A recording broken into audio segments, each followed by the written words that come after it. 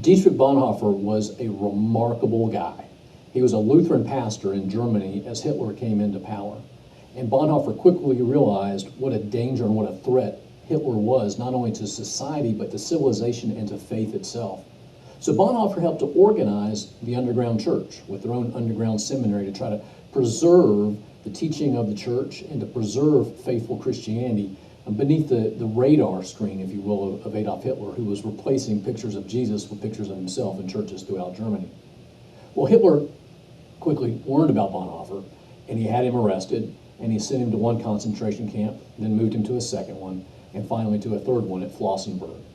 Bonhoeffer was the spiritual giant, the spiritual redwood there at the Flossenburg concentration camp, and he led Bible studies and he led worship for the men there. And one morning, he was leading worship for a group of men there in the concentration camp, and the door behind him opened. And all the men who were gathered around him gasped, because it was the SS guard there to come take Bonhoeffer, and they realized what was about to happen. That their leader, their fearless, faithful, spiritual leader, was about to be taken from them. Bonhoeffer turned around, he looked over his shoulder. He realized what was about to happen, and he said, "Gentlemen, don't fear for me, because for me, this isn't the end. This is just the beginning."